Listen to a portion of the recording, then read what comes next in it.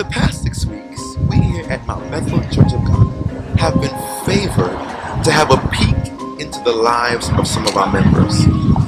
We have had a series called You Don't Know Us. And in truth, this series stumbled on us by accident. We had a wonderful series called The Role of the Shepherd. And on the last week of the series, we interviewed our pastors and they told us their journey into ministry. At the end of that, our pastor said, you know what, there's so many members at Mount Bethel that probably have some great stories that they would like to share. And thus was the birth of You Don't Know My Story. And we've had some amazing testimonies.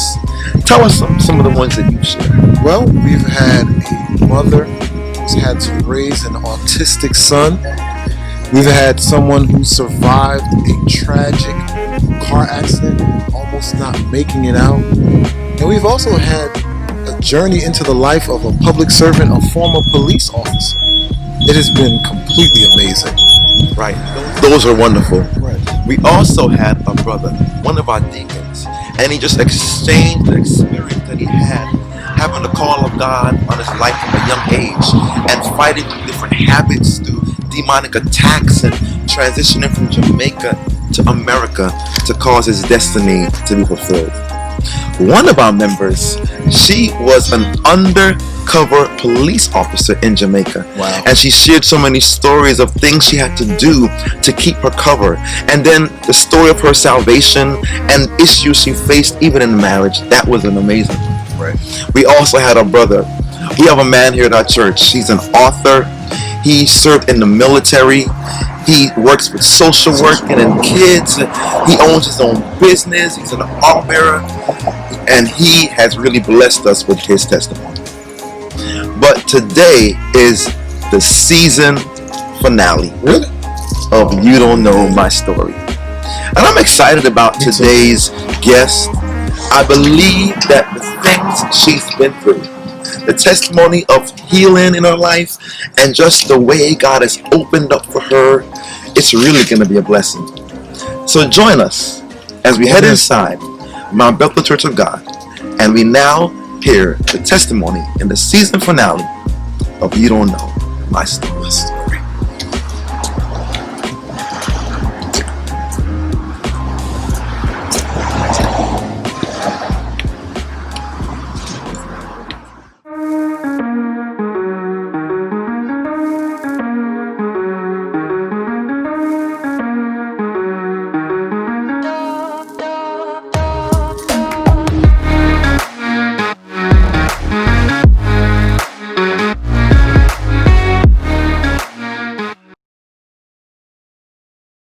Hello and welcome to Mount Bethel's mini-series, You Don't Know My Story.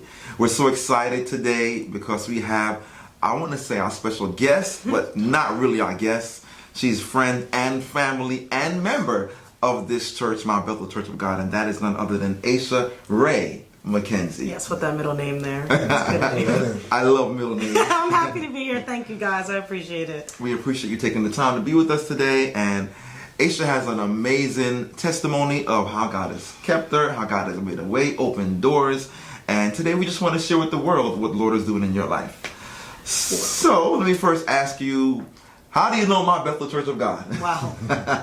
Mount Bethel Church of God has been in my life since I was born. I'm 30, almost 31. Wow, wrinkles. But I've been going to this church since 1989. Pastor blessed me. I've been here since day one. Well, I guess day one for me, a few years after the church started.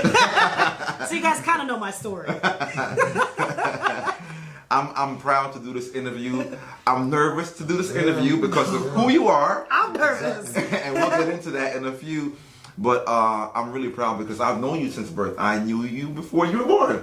I know all the family, and it's just really an honor to be with you today. So, Bishop Stan, I'm going to let you take it from there, and let's dig deep into the story of Aisha McKenzie. Okay.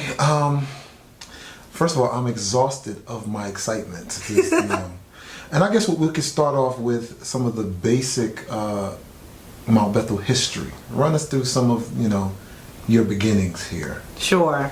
I guess from the very beginning, I can think of just memories if I wanted to talk about church Children's Church with Brother Smith. That was a different era of Children's Church for all of you who are in it now. There were no games. Like, we were very serious. But I guess for me, it's being a part of Joy Bells, like being young. I remember us doing all those different church events, going to Plainfield, back and forth with the different churches. Those are all the younger memories I have of being a part of Mount Bethel that I love, were our trips, our Winterfest, Poconos, our youth retreat, and all those things are the things I remember growing up, and Joy Bells, and just talking too much in every single one of those scenarios. But even doing Mrs. Gary Teen Yes. for the state. Mrs. YLM. Oh, yes. There we go. Young Ladies Ministry when you graduated from Joy Bells. Miss YLM when we had our rival churches. It was all, like, that's what I remember growing up, being a part of Sounds of Praise when I finally was allowed, not junior Sounds of Praise. Because there was a junior, there was a robe that was, like, not real, you know what I'm talking about. That wasn't really detailed yet. It was kind of like your entrance into Sounds of Praise. I had the little short robe for a while. I think Ricky took it from me after I left. I'm not even kidding. Still wearing it. We got check. But then I became a soprano in Sounds of Praise. My voice is too deep now, I was saying before, so I'm an alto now. But Sounds of Praise, then going to Praise and Worship, where I remember being a leader, still frightened to be a leader doing Praise and Worship. And that's what I remember, like, being almost a part of every ministry that had to do with the arts, just singing, praise dancing, which I didn't make Heaven Bound in the first time. And no, I didn't make the cut. I did not make the cut. Karen, I did not make the cut when she was in charge, but then Karen had to leave, but then made it a few years later.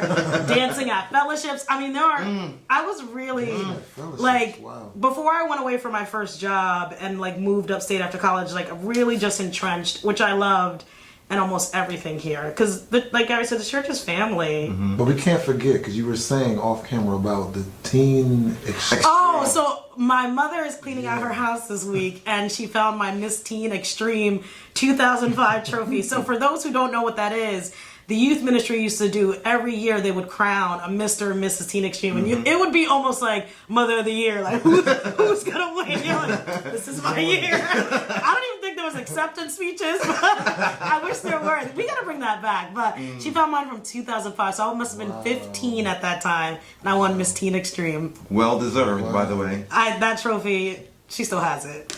And I just have to say that I've worked with you in all you said, in youth ministry, in choir, in praise and worship, and I don't have anything negative to say, and that's not because of the camera. We've worked together in so many different areas, and you've always been so respectful, so humble. I don't know what you say behind my back. No, I'm kidding. I'm totally joking. No, I'm joking. I'm joking. All day long.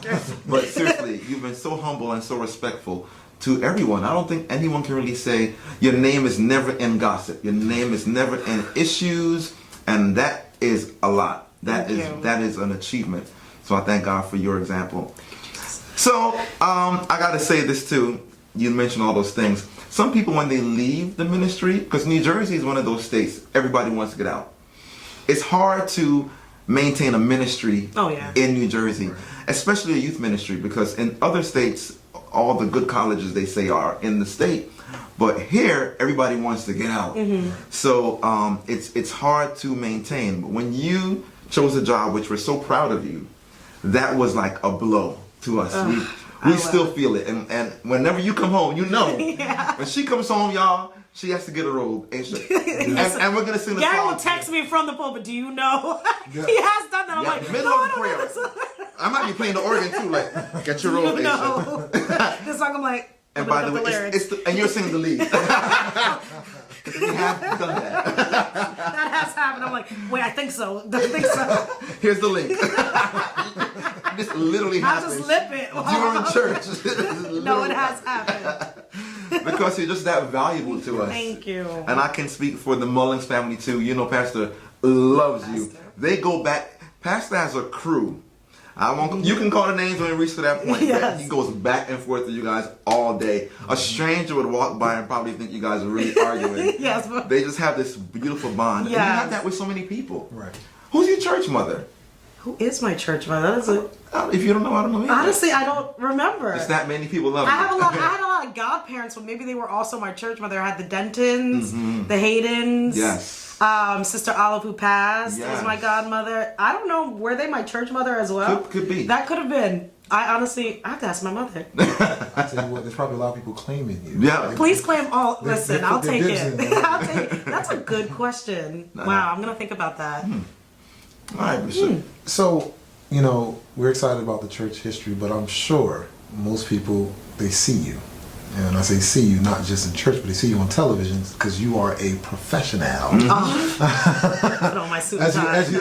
As we said, we were nervous just to sit down with you because this is something that you do every day. So how did that come about? Well, let me just say it's different being on the other end of this because I see now how my interviewees feel, but I'm like, I'll be fine. It'll be questions that you can answer. Like, who's your church mother? like you saw, like that was not in the pages here. But it was let's just say, first of all, I did not want to be on camera at first. Okay. It was a really weird transition for me. I almost didn't want to do news, like hard news. I was like, I'm more of an entertainment, which was honestly, I was holding myself back. I think some of it was being a little scared, and I think some of it was just like not thinking I could do it. And this is young Aisha, like young, fresh out of college, and even during college, it just so happened I had an internship at 6ABC in Philly. Yes. In their entertainment department. That was my first internship in 2011 in the summer. 2012 fall, I was at VH1, and 2012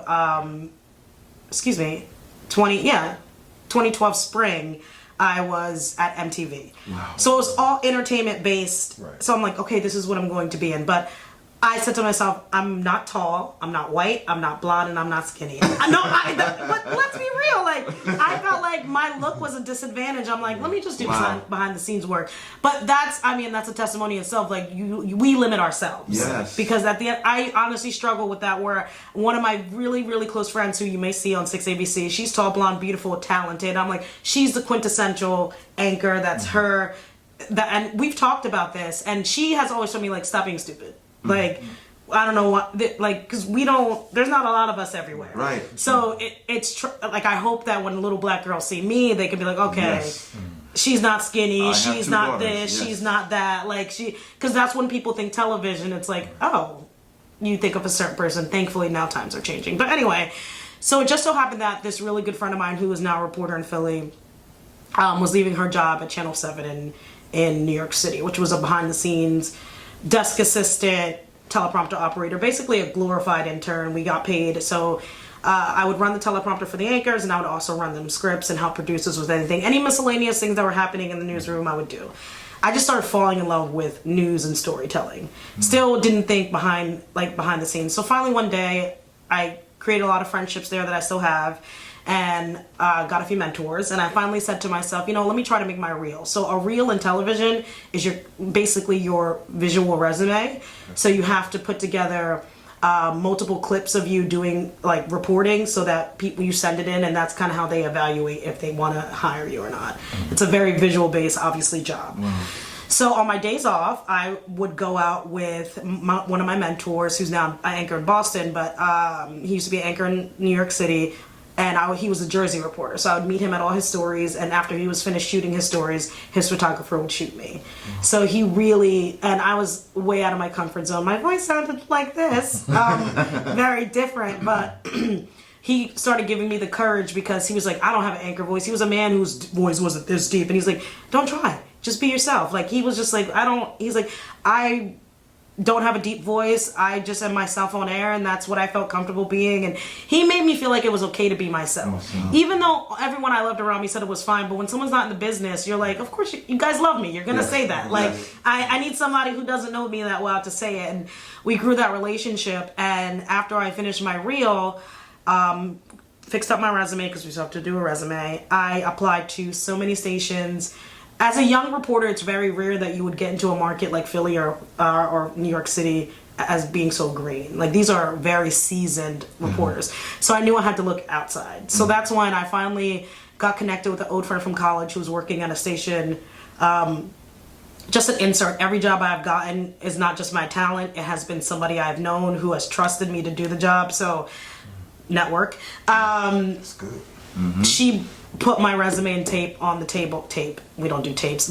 She sent the link to my reel to the news director there, and I got a job in Elmira, New York, which is rural America. Very kind people, but it was 4 hours away from here, and this is all I've ever known. So that was a super, super tough transition for me.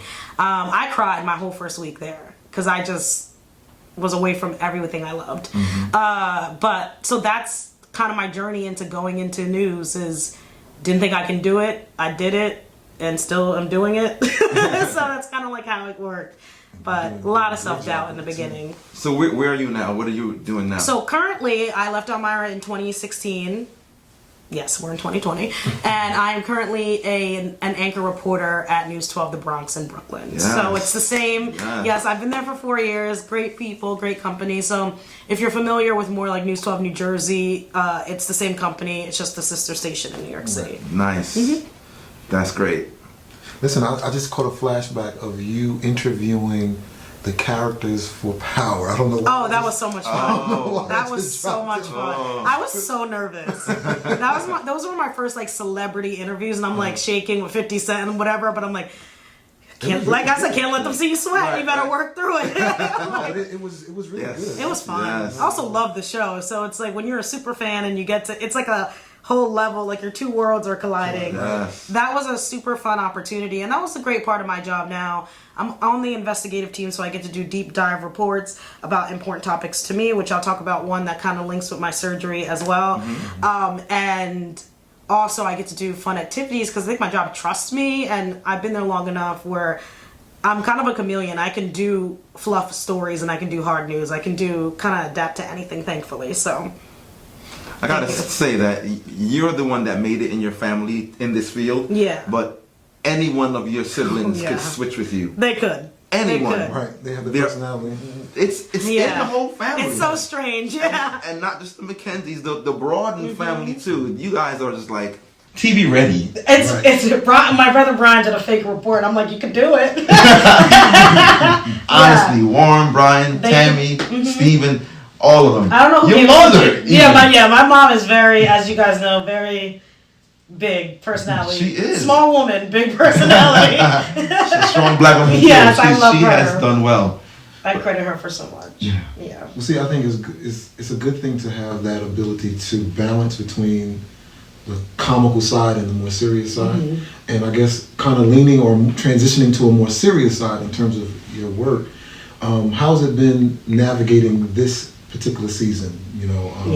With a multiple pandemics, so to speak, between Corona and then racial tension.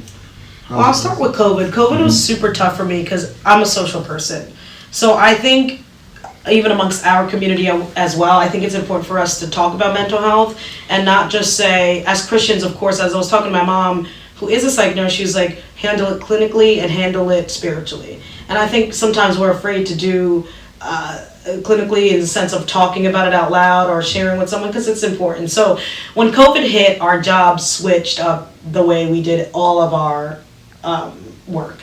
And we were less people in the newsroom. You were nervous if you were going to get sick. Like there was just so many things surrounding you where it's like you're trying to do your job, and it's not like I could step away from COVID. I had to report about it. So there are some days where I just had to turn my phone off and decompress because it was so tough.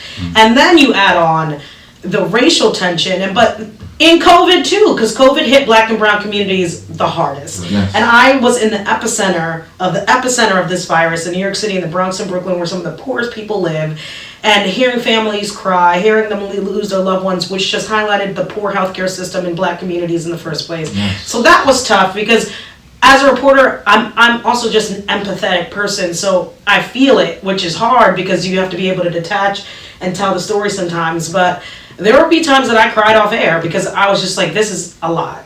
And also being Black and reporting on racial tensions happening around the country is pretty tough because you starting to realize not everybody is where you think they are. And you have to decipher whether you're going to meet them where they are or think they're completely ignorant and lost. And that's what I had to deal with, especially within the news. Wording, the way you're saying, the way we're putting the news out. Because at the end of the day, when you watch any documentary, when you watch anything, who are the people that they reach back for historical events, the news. Yeah. So the last thing I want is us to document history incorrectly. Right. So that added another level of stress because as the only black anchor at my station and as the only black one in the morning on air, as opposed behind the scenes, we have one black producer. I felt like it was almost my job to make sure that what we're saying is accurate and not saying that they purposely wouldn't do it, but you have to understand not everybody has lived the life that we live, and not everybody knows the wording that we knew. So that was a really tough transition for me, and I think it's as simple as saying, like, the death of, or allegedly, no, something was confirmed by an ME, it was a homicide. Like, we have to it's not biased. We have to tell the news how it is. Yeah. And I think a lot of people's biases show, and you don't notice it until something happens. And I think we have been so conditioned as black people to be very aware of other things because we have been so cornered and painted in a certain light that we have more of a knowledge of other cultures and other things to make sure we're not ignorant, but not everyone does it for us. Right. So that was another That's thing that true. I had to learn, where it's like I have been overly sensitive about other people because I know how insensitive people are about black people, but I have to remember not everybody is going to do that. So that's been the toughest part with my job, and thankfully they get it, and I don't work with people who are known to be racist, kind, understanding people. So we've had talks, and even our upper management had to have talks about the way we talk about race. And I think part of it was because me and another colleague pushed that conversation for it to happen network-wide. Because we can't ignore what's happening here, Right, and the exactly. mental health of your black and brown employees. Yes. Because we come to work every day having to report this, and we live it. It's not like we leave it when we walk out of the building. Right, So right. that has been really tough because I can't escape it. So I had to find other ways to cope with it. Of course, prayer and leaning on mad people from church that I've called and asked, like, can you just do intercessory prayer because I can't even figure this out right now. I don't have to name names. They know who they are. And so that for me was, and going through my health stuff, it was just like 2020 has been tough for everybody, but I can say for myself, it's smoothing out now, thank God, thank you, Jesus. But it was rough being in the news and reporting on this. But also, there's a second half where it's like, what a time to be a reporter than be in the news. Like, this is some next level stuff. It was unbelievable. I'm like, a pandemic, and no, everyone has no choice but to watch all the racial stuff. I'm like, we are living in a very historic moment. Yes. And I hope everyone realizes that. Yeah. All right, so you said that 2020 has been a rough year, and you have a story of healing. Yes. So you were diagnosed with something. Yeah, I'll explain the whole story. Yes. So it happened, like, it started all the way back in late 2017, late 2018, where I was kickboxing, trying to get fit, so I don't lose weight. I'm kidding, because it causes brain issues. But no, I'm kidding. I was doing kickboxing, and I noticed one day after kickboxing, I had this radiating pain that was, anytime I coughed, sneezed, anything, it would just be this uncontrollable pain down my arms. I'm like, this is so weird. I've never had this issue in my life. So I'm like, it's probably because I'm punching the bag wrong. In kickboxing classes, they kind of show you the move and you just redo it. It's not much like person-to-person care. I'm like, probably doing it wrong. Let me go back to class, ask for extra help to make sure I'm hitting the bag correctly.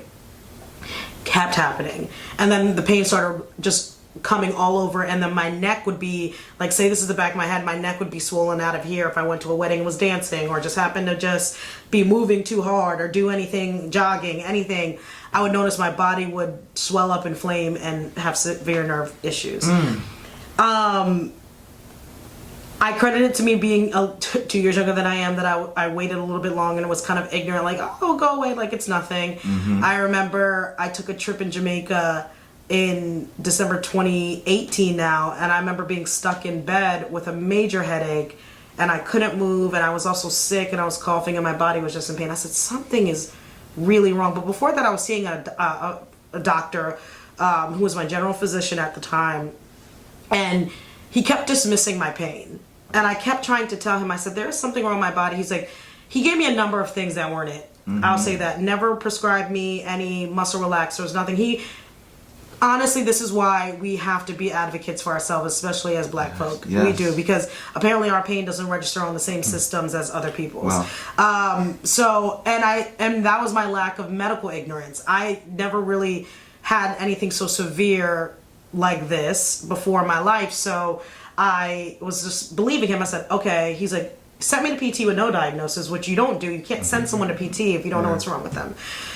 This went on for a year. I probably saw him like 10 times or more within a year. Wow. And he was like, the last time he told me, he's like, I see this all the time. I think you need to stretch. In fact, you do not, because in December of that year, I saw him in November. I had a wedding late November, and I couldn't move from that wedding, and it was like turning into December. I decided to take myself to the ER because I said I'm not keep spending my copay on him, even though the ER pay was a little high. And he gave me an x-ray too. I told him it was nerve issues, and he still gave me an x-ray. I'm like, it's not my bones. Right. So I even said, what about an MRI? He's like, no. And I was like, it's my money. Yeah. And I wasn't this verbal because I was scared. You get intimidated in front of doctors because you think they know everything. So I got really fed up with him, and I was like, you're not listening to me. So I took myself to the ER after I couldn't move out of bed. And I muscled up, and I'm giving these details because it's important. I made sure I put on makeup. Because I was going to Aritzia. I Googled ERs that had the best ratings because I didn't want to go someplace that wasn't going to give me the proper care. What's the point? So I went to Livingston, which is a Aritzia area in New Jersey, and I put on real clothes even though I felt like crap. I made sure that I put on makeup, did my hair, because I wanted them to look at me as a person as opposed to just, oh, is this a poor Black woman walking into, like, and not get the care. And that's mentally, unfortunately, what a lot of us think. Yeah. So I got prettied up and went there in pain and started crying to the physician assistant who was the head of the ER there. And she prescribed me a muscle relaxer and sent me to a neurosurgeon. Thank God she did, because anybody who knew my pain at that time knew it was honestly unbearable. And to the point where I would cry almost every night, like I couldn't get any sleep. And I work early hours, so it was really tough. Well, I am going to tear up because just thinking about it like frustrates me, you know? So I finally went to the ER and they sent me to a neurosurgeon. And I explained all of my symptoms to this neurosurgeon. And he took me very seriously. He was also a person of color. Took me very seriously. He was an Asian man. And he was like, you know, it sounds like a pinched nerve, but let's get you an MRI. Got an MRI, which those machines are frightening. I didn't realize I was claustrophobic until I went to those machines, like, kept my eyes closed. So he's like, all right, when we get the report, come see me. He got the report. I got called back into his office. And then he's like, well, it's not a pinched nerve. And I was like, literally, like, I don't know what it is about me. I don't like people to see me cry. So I was like, okay, so making jokes like, all right, so what is it? Like, what are we going to do? Well, he's like, it's something called Chiari malformation. So Chiari malformation is basically, if you look at a regular person's cerebellum, it's up. It's up into your brain where all your brain fluid and your spinal fluid can flow freely. Mine was down. And that was something from birth. Usually you don't feel it to your 20s or 30s, and usually people don't get surgery if you don't feel it. It's just whatever. So what it did was cause a lot of buildup on my spine and cause little, like, a syrinx to form, which is basically a fluid-filled cyst. That neurosurgeon didn't know much about it. He's like, this is not my specialty. He had to print out a packet to give me. He's like, it's not rare, it's just uncommon because it's not diagnosed as often. So as I'm like paying my copay, I'm like, thank you, like crying because I'm like scared. I call my mom, and I could hear in her voice she was scared for me because I was like, great. Really? Like, why couldn't it just be a simple pinched nerve? Of course not. So I'm trying to Google Chiari malformation. I'm like, all right, so what is this thing? And I'm looking at it. I'm like, oh my goodness. So he referred me to an excellent neurosurgeon in Livingston who does about 10 of these surgeries a year. So he's well versed on this neurosurgeon. And he told me, literally, he said to me, looking at my scans, because I had to get another one with it's whatever the stuff they put in to highlight it. I can't remember the name of it right now. And he said, this is impressive. Those are the words he said. I said, impressive. He's like, honestly, if this wasn't something that built up over years, I don't even know how you're walking right now. Wow. Because that was that much buildup on my spine. He's like, you don't feel any pain in your legs? I said, no, nothing. And I was like patting my legs, like they still work. Like I'm like, I don't think so. And he was just like, he's like, this is this is impressive. Like, I guess from a science, Right. he was an amazing doctor. He talked to me, not above me, at me. Right. My mother and my brother Brian came with me as well to come talk with him.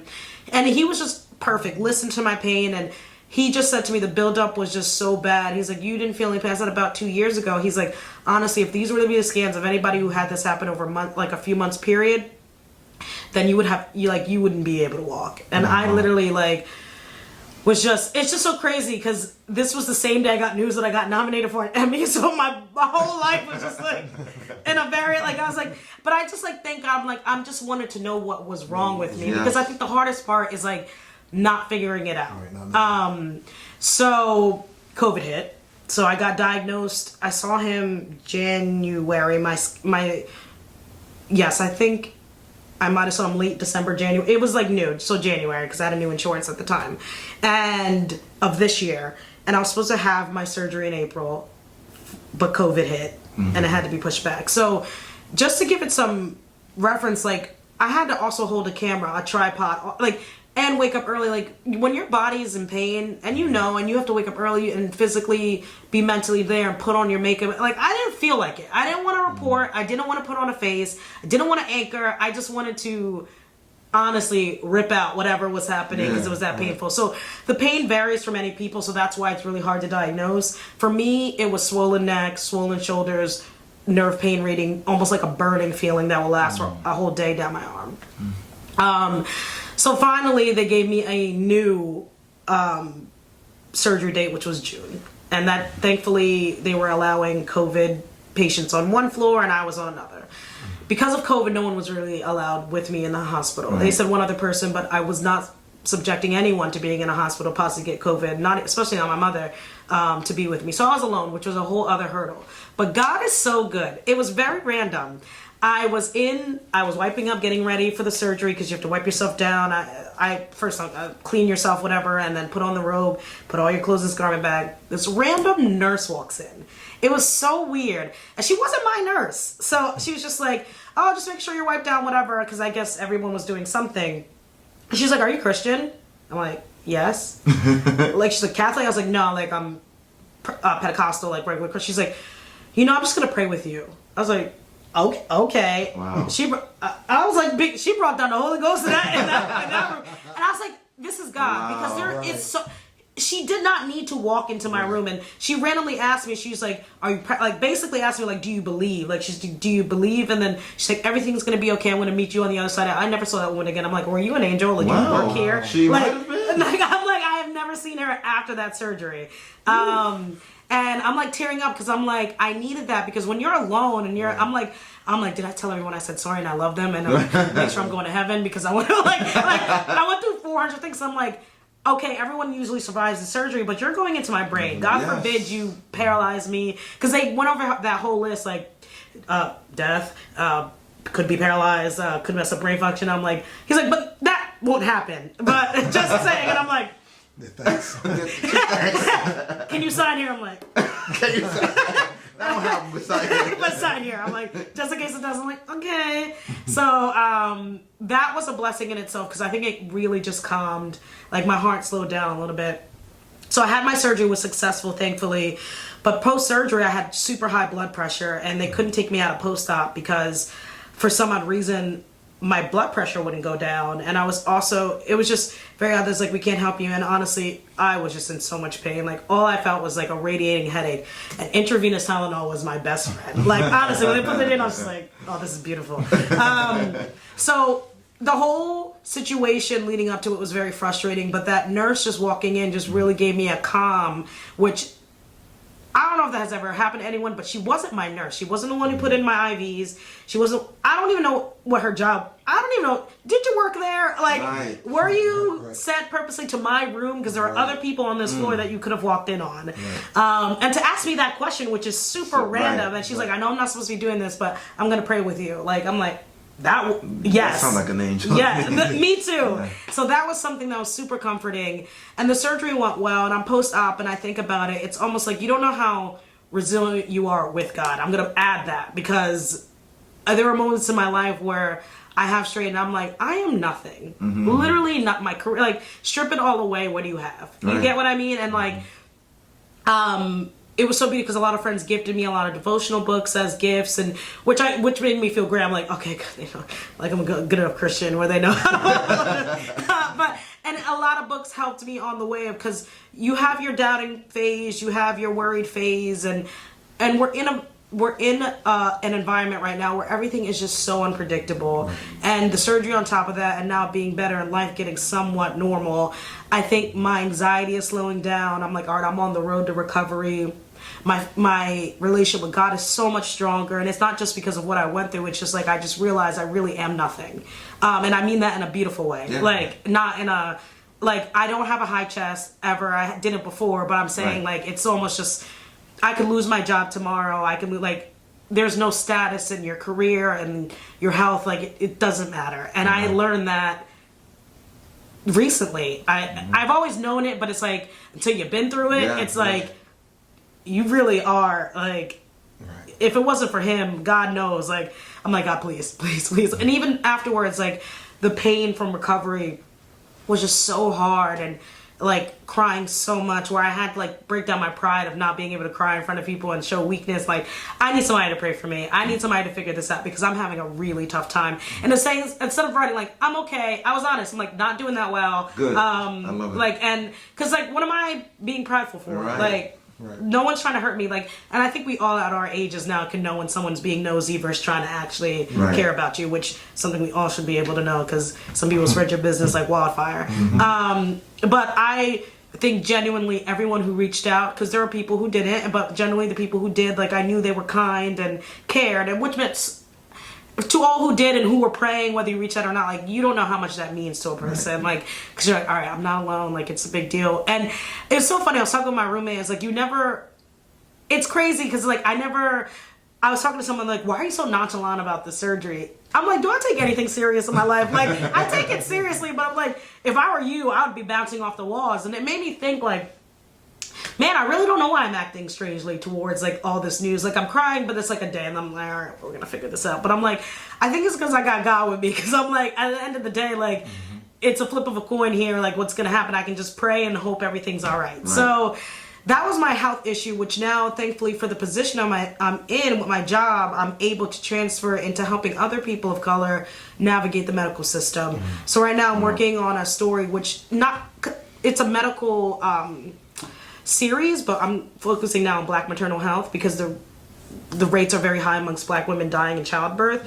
And it was just so good to be able to kind of use my story, not in the story, but to find help for a lot of people who look like me, where doctors aren't taking them seriously, especially when they're pregnant and vulnerable, and doing the story and talking to fathers who lost their loved ones during childbirth, and just bringing this story to, and using my platform to do that, which I'm grateful I'm alive to be able to do this medical series, which is super important to me, which now I'm when my work has always had purpose, but it's different. It's a different feeling right now to be able to get this information out. And I'm that's why I shared my story on social media, because I'm it's nothing to be ashamed of. I didn't do anything, but if I can help at least one person. And I got DMs from viewers thank you, I need to go ask my doctor to check me again or find a new one. They're thank you for sharing, because I guess you never realize what position you hold, because to me I'm regular degular Aisha McKenzie, but to somebody who doesn't know me, they only see me on TV, so they can take my word a little bit heavier, I guess, and which is a privilege that I gotta remember, which is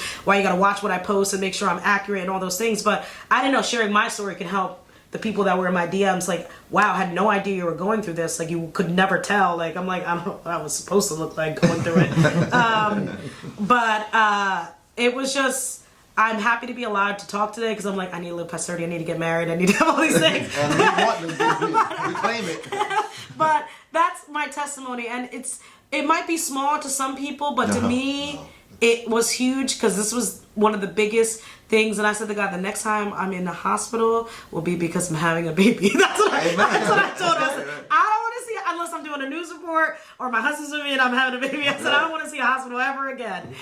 But it was just, I don't know. And I don't think 30's not old, but it's a threshold of turning into a different kind of adult. Yes. And it was just this is going to make or break the way I handle life. Right. And I'm if I can get through this, I think I can handle a whole lot more, which I think we've all been handling a whole lot because COVID has shown a lot of colors, and I'm like, Sure has. it's showing me mine, and some aren't pretty, but some are. I'm like, oh, I'm pretty impressed with how I can handle some things. But it's by the grace of God for sure. But that's my testimony health-wise, and let's just say it's been a road. It's really bumpy, and it's still just some little nicks in it here and there, but nothing compared to what it was. Right. But continue praying for me, please. Can you talk about the surgery? What happened, and also the PT, because you were telling me about the pins and stuff. Okay. Oh yeah. So the way surgery was, I'll send Stan one photo you could just blast on there. It's kind of gross, but they had to shave off the back of my head. Thank God for this wig. But they had to shave the back of my head and they cut into my head. So they had to That's what I wanted you to say. cut into my back of my head and take out a piece of my skull. So a piece of my skull is missing from the back of my head. And they had to go into my cerebellum. They opened up, like, your brain has tonsils, by the way. I had no idea. Wow. It's called brain tonsils. Mine were like big puffy marshmallows. They were so huge and impacted. They had to open that up and clean all in there. Ooh. It's like, he has video of my surgery, which my neurosurgeon, which he showed me, and I'm like, this is so cool. But I'm like, you watched it? Mm-hmm. But it's on Google Drive. He has to send it to me. So I'm like, I need it. Because I'm like, I want to show it to everybody. Pastor would love that. Gross out or not, I'm like, hey, open this file. It's a devotion. It's my surgery. I'm like, Aisha, what is this? Enjoy. But they had to open it up. Wow. So the surgery took about 4 or 5 hours. They had to open it up, clean all the inside because there's like so much fluid being caught in there. And then they had to burn, literally, I don't know if it's a chemical burn, but he used the word burn my cerebellum. Because there's part of it you don't need. Burn it up so that it could have, so the brain, the fluid can, so you can see it from the side of the camera, flow properly. So what was happening, it was down here into my almost to my C2 of my spinal cord. Wow. So there was nowhere for any fluid to go, wow. Which is why I have like this very lengthy searing/cyst on my spine that needs to drain on its own. So after that, the skull piece doesn't go back. They have to close that back all up, clean it up, and put a Dora over it, which is basically like a parachute type material over the back of my skull that is supposed to replace where my skull was. Wow. And then they sew me back up. So I feel like if I had to guesstimate, I would say my scar or my stitches were about, I would say 6 to 7 inches long. It's pretty lengthy. Yeah.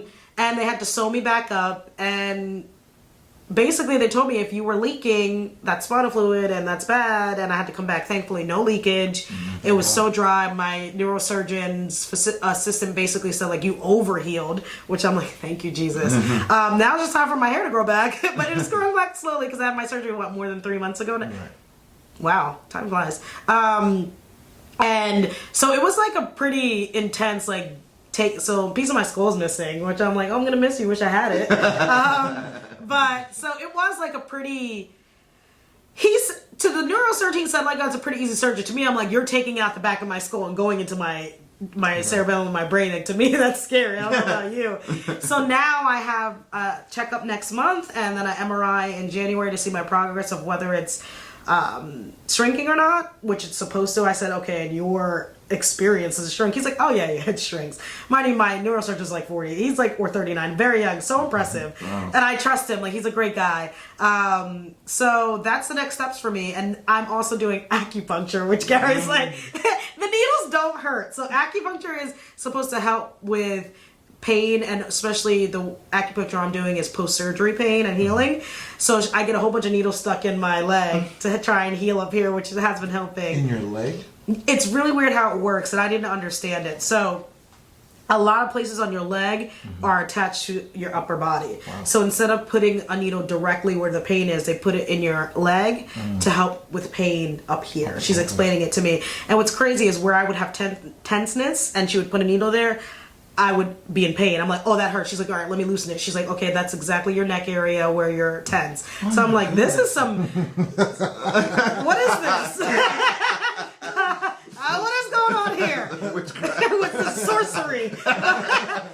But it was, But she does a great job. Shout out to Michelle. But she does a great job. I go once a week. And check if your insurance covers it if you really do have issues, because mine does 12 free sessions a year. So check your insurance, because your insurance may be able to cover it if you're having any type of localized pain where you think acupuncture is like a more holistic way to treat it if you're too worried about anything else. And PT, of course, helped me get stronger, because I can only lift like 10 pounds right now because I'm still weak.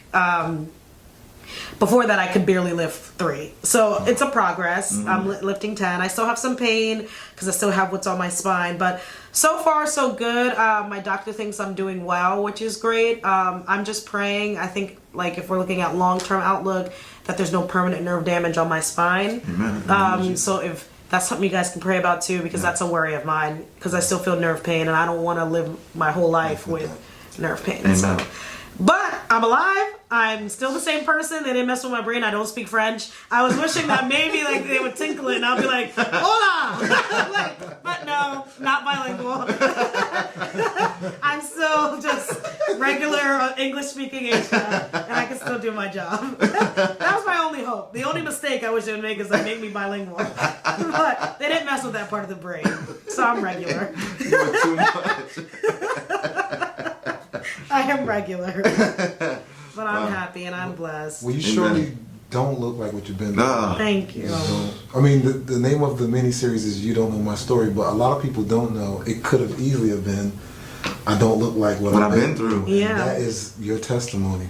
Thank you. And you are doing amazing things. And the one thing I like, we had a conversation off camera, and I won't get into that conversation because we went from but you know, one of the things that impresses me is that you're not selfish. Yes. You're not selfish, and you have a heart to give back. You know, with everything that you've gone through, you're at this level where you have a heart to give back. And people will hear about what you've taught. Yeah, we'll talk about it later. Yeah. But you know, a lot of people, they're selfish with their blessings and even with their stories. They don't want to share it. And I think you have such a big heart, and I'm appreciative that you have allowed us to be a part of sharing that story with the world.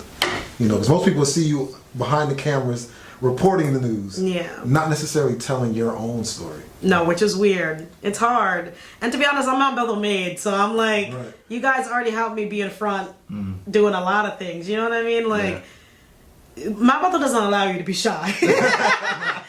So, listen, there's nothing tougher than a crowd of Jamaicans. So if you can do it, because if you didn't do well,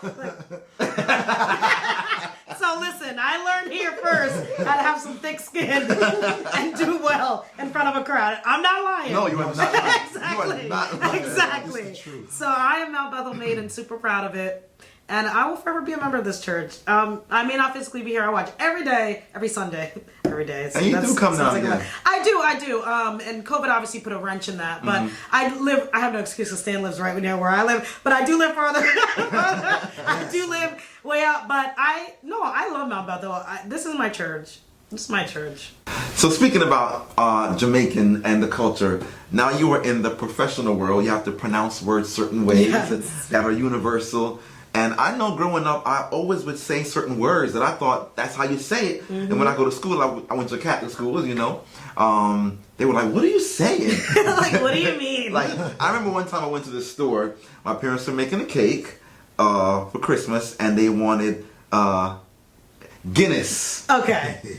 And I went to the store, and I couldn't find it, so I went to the clerk, and I said, I'm looking for guineas. And even then, it's a brand, so you're asking for the most. Like, so there's a whole level to that. I was so sincere. He was like, Guinness?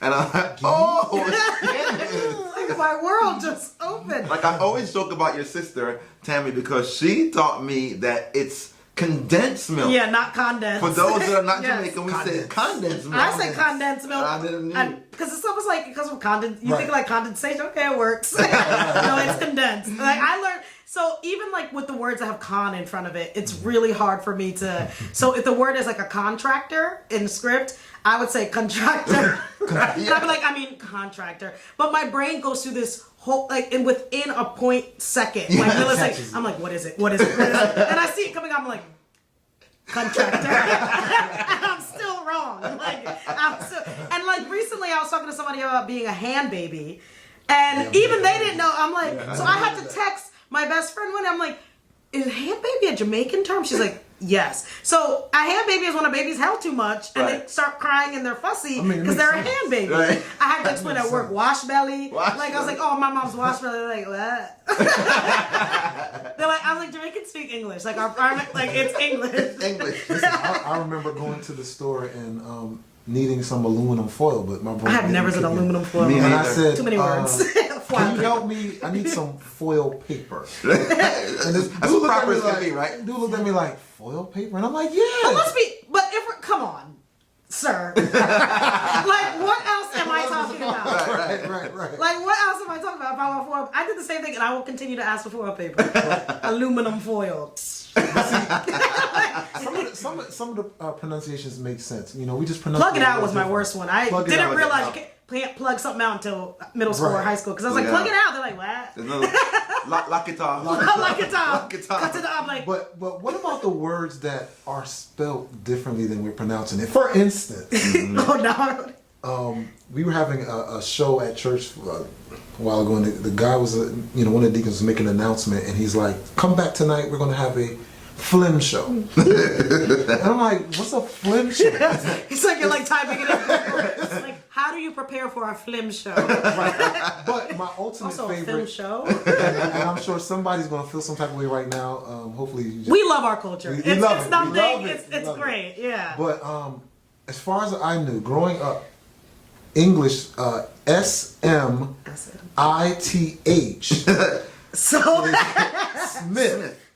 Smith. But Yep. I always hear it's not though. Simit, and I couldn't get where's the extra? There's another one. SNOW. We know it to be snow. No. So we have a family friend. Actually, he lives in the Bronx. And growing up, I always heard him call him Atta. Atta. And it wasn't until about a year or two ago I realized his name was Arthur. Like, really? Atta. That is hilarious. No, I mean, if you explain our culture to anybody, they're like, what they always ask me, like, what do Jamaicans speak? Like, I'm like, we speak English. I said, Right, there's parts of our words like dialects. I said, but it's English. I said, but there's something we do. We have pet names. Has nothing to do with your real name. Nothing. I said, I know somebody named Samantha. Her name, we call her Tina. Shout out to Tina. I said, it has. I don't know why. I said, it's not. I said, it's rare within my generation now, but actually. It's not. No, it's not. Our cameraman. It's still Lloyd, David, our cameraman. Well, my father's name is Stanford Washington Sr. Okay. His name in Jamaica is Ian. Like, did they like both? I was like, don't one could have been a understand, middle. Exactly. Like, you didn't have to choose. Where did that come from? Like, Ian. Just Ian. Just randomly Ian. I don't know. And the worst thing is, when you have a name and you can't explain why you have the name. Yeah. Why you have the name? I'm just Aisha. I have no pet names, nothing. I don't either. Our pastor. And my name is Teddy. too short. Yeah, like Aish is the most, but even then that's rare. Right. Yeah. But it's bad when you go to visit somebody at the hospital or it's a funeral. Or- and you don't It's like Barrington. I was like, wait, his name's not Cleveland? Like, that has happened to me within family. Where I'm like, I'm sorry, what? Like, did I know you? That's happened to me where I had to call someone. They're like, that's not their name. What is the proper name? And I'm they like- tell me, and I'm like, oh. But then when you ask the person, he's like, you should have known. When would I have known? Right. I love it. I think it's hilarious. I'm gonna get my kids pet names. It's so good. Why? You dropped a very important word in this interview before we close. I definitely want to come back to it. And that word was Emmy. Oh yeah. Talk about that. Sure. So, man, that was blood, sweat, and tears. Physical blood. I worked on this documentary style piece where I was the host.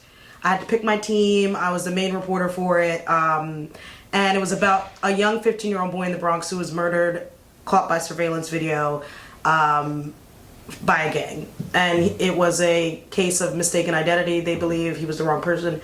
Young life cut short. It honestly broke the world. I'm not even kidding. Like, the world to pieces. People from all over the world saw this video. So, for the 1 year anniversary of his death, since we report in the Bronx, we're very hyper local. The point for it was for us to do different segments. So my segment was community focused because the community really came together for this young boy's parents, Junior's parents, and for his school community, his friends, and really just kind of they were the reason why so much changed, why these boys were arrested. There were social media tips, all these things. So my focus of the piece was community. I'm going to say right now, it is not easy as you think to edit a 30-minute special. It's a lot of content and a lot of nights of not sleeping, a lot of anxiety, a lot of if you put anything big together that's a bigger version of something small you've done, it's so this was something that was completely out of not my comfort zone but out of my normal zone, in a sense of like I can do the work, it's just it was a lot of work. So there was 4 specials in general. Mine aired. I was like so crazy about it. Like everybody else stayed to watch theirs at the station. I went home. I was like, I can't. Like I'm gonna go home and watch it because I need to be in my own peaceful quarters. So I got a call. Emmys changed. Unfortunately, didn't get to be dressed up and go because of COVID. But they read the Emmy nominations out loud in New York City. So Emmys. There are the big Emmys where it's like the TV show Emmys, but each region in the United States has an Emmy for TV and radio, I big. So mine was the New York Regional Emmy. So it spanned from New York City up to Albany. So I was competing against big wigs in New York City and people also in Albany, like seasoned journalists. And they told me that I got, my name was announced, or our piece was announced for... My piece was Justice for Junior, Spirit of the Streets. That was the title. Okay. And I was like, I was getting a whole bunch of phone calls, but I was at the doctor's office getting my diagnosis and figuring out my life. So I'm like, why is everyone calling me? Like, and I almost forgot that Emmy nominations were that day. And I checked all my text messages, like, you were nominated, your piece was nominated. I was like, there's a lot, like my emotions were all over the place. God did that on purpose. But I was elated. I didn't win, which was totally fine. Like, to me, I was just like... Highway robbery. By this was... Yeah, I think so, too. We should have won. But I was just so happy to see that the fruits of my someone noticed. Because we put in a lot of hours and work and emotion. It's an emotional story, and just... the amount of I couldn't even tell you how many hours we worked on this thing. And we had 2 months to put it together, which is really not that much. You watch a 30-minute docu on Netflix, they got months to do it. And we're a MMJ shop, which is like multimedia journalists. So I edited almost everything. Thankfully, I had photographers because they wanted the quality to be a lot. I'm no photographer. Like I do it, but professionals. So I had to edit all the pieces. I tracked a lot, picked my reporters who I know would work best with me. I was the executive producer, making sure my team was doing everything. So it's not just like I was a part of it. It was my baby. So I was just like so elated, like, wow, I got nominated. I don't even care if I win. Like, this was really cool. So this was my first ever Emmy nomination. I'm only 6 years into my career. So I thought, I was like, I can just keep getting nominated. This will be fine. Like, and I was just felt privileged. Like, I'm going up against New York City journalists, who I am myself, but I mean the people who have been reporting in that city for longer than I've been alive. Right. And it was just such an honor just to be recognized. Yeah. And I was super happy about it. Like, I didn't know how to post with it without bragging, but I was like so excited. So I was like, I just want to share with everybody. But that's one of the highest honors you can get as a TV journalist is an Emmy. Right. So it was a really big Congratulations. deal. Thank you. Hopefully one day I'll win. You will. So. Exactly. We're gonna say that. We're gonna put it next to the Teen Extreme. Yes. Don't worry, my mom will not throw that out. So it'll be there. Before you close, I want to ask you a question. So, my daughter right now, Chloe, is flirting with journalism. Oh, awesome. It's really starting from here. Since COVID-19, we do a lot of videos at home for the church, and Chloe is the camerawoman. Mm-hmm. And she's also done one of the members' corners, and she get a lot of compliments. Even our sister Yvette Simmons telling her, yo, this is what you need to do. What is the path that someone that may have those kind of aspirations should take? So the path is totally different for the generation now, because growing up, YouTube was just starting for us. We had flip phones, even though I'm only 30, but we didn't have half the gadgets they have today. Definitely not. So I would say for the younger generation, start building your portfolio from now. continue doing your vlogs. Continue getting used to being in front of the camera and talking to no one. Get your style together, what you enjoy, what you like. And then so when you get to high school, maybe your high school has a TV program. Not all do, but maybe they do. Or start a TV club. If you can, if you're really that spirited about it. I didn't know what I wanted to do from when I was young. I thought I was going to be an aerospace engineer. I'm terrible at math and science, so everything would have been messed up on any flight that I could. But that's what I'll say. Because you have so much access, like Chloe's doing now, even stuff within the church or whatever you want to do, start doing it now so you can get your feet wet. Because when you're in college, they kind of throw you into it and you learn trial by fire in a good way, because that's what a lot of careers. But if you already know how to kind of use certain cameras or some certain jargon that you use in television specifically, it'll help you. Like, oh, I know what that is. But don't be a know-it-all. But like, I know I know how to use Final Cut. Whether you ask Stan, like, show me how to cut, or ask me just for advice. Like, what do you think about this? And I can give you tips, no matter your age. And I'll curtail it to your age, of course. Right. But that's what I would say, and that's any career. Like, if you're able, your access is a lot different than it was for us at the age they are now. So continue doing that, getting comfortable, getting comfortable and utilizing what you have at your fingertips with technology, which is a whole lot. Your phone could do wonders, especially with the phones we have today. So that's the advice I would give to get started early. Great advice. And study, look at the journalism program, because not all journalism is TV programs. Like, I was a broadcasting major, not a journalism major, which was mostly print. So you have to look into the program, what they offer. Good. With college. You go to the best college for your major, not a best college in general, because with TV it doesn't matter. TV, you want to go to the best program, because I had people who went to Rutgers or Syracuse, which also has a great TV program, and I went to Montclair State, which has a great program, but we're all at the same place. So it's like, go where you're not editing on iMovie, go where they have the equipment, and that's the one advice somebody gave me, like, go to the best school for what you're studying, who has the best program for that, and not just an overall, because their program might be crap for what you want. So it's very important to look into that school, because you can go to Harvard, but their TV program's nothing compared to Montclair State's. So you get, like, unless you're going to med school, go to Harvard. But like, if you get it, but you get what I mean. So that's one bit of advice somebody told me before I entered college: is look at the program. And I was like, that's really smart, actually, because you can go to a great school, but the program for what you want is not that great. Right. But well, this has been an amazing interview, but we want to give you an opportunity just to encourage the people based off of your experience, because somebody's watching them. Well, I know that they're inspired, but just encourage the people. Just encourage someone. Yeah. I mean, if I can encourage you just with my life experiences, don't doubt yourself, because you have a lot more than you think you do. Believe people when they tell you that you're good at something, but it's not good enough just to believe them. Believe yourself too, because I think that a lot of us didn't achieve our dreams, especially somebody who's older, because we thought we couldn't do it. The most that you can get is a no, and you fail a little bit, and it's like, all right, whatever. That's the most that can happen. But even then, you can still excel. So I would say, start to build on your confidence in whichever way you can, especially if you're younger. And actually, no matter what age, if you want to flip your career and think you can do it, if you're fiscally able to. And I guess another thing is, be your own health advocate. That's another thing. Don't just take any answer.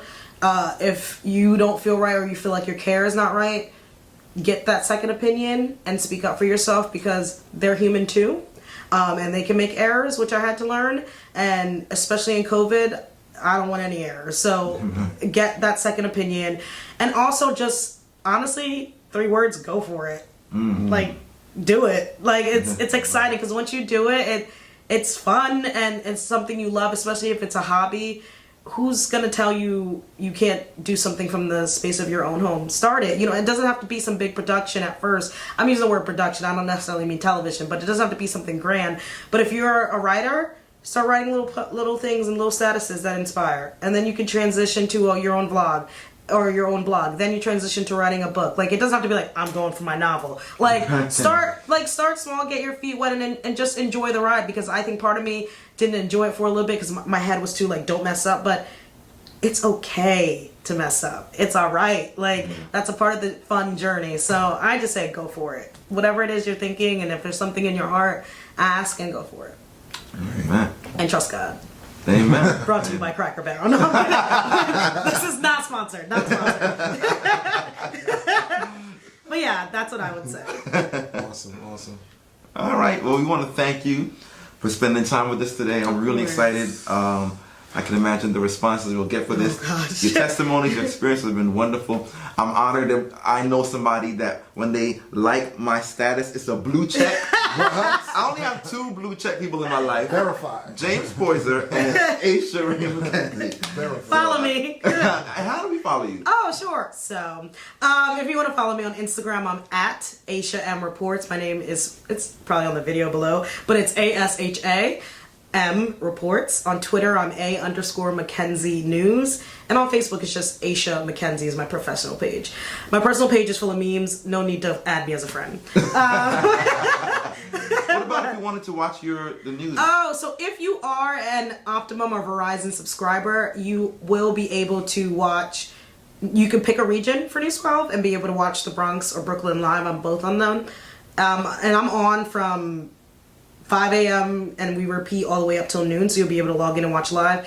But if you can't, I usually post my stories on my Instagram or my Facebook, and you can always watch that there. I gotta watch more. I didn't know that. Yeah, you can switch your region if you have Optimum or Verizon, I believe. I don't have those, but I'll follow you on the page. Okay. Gary, you don't follow my page. I mean, I follow your page. I haven't He watched doesn't the follow my Facebook page. I do follow the page. I'm kidding. Thank you. I'm man. hurt. I need my followers up. We go like this all day. Yes, If we're not I love careful. these guys. They're amazing. So on behalf of Bishop Dr. Cecil Mullins and Pastor Dolores Mullins, I just want to thank you for watching today. I pray that you were blessed. Mount Bethel has a lot of great things going on. Sundays, every Tuesday right here, you can find us for the Relevant Word at 5 p.m. And we also have other programs. You can watch us. You can follow us on Zoom. There are many ways to find us. We look forward to seeing you again. God bless you. Have a great evening. Take care.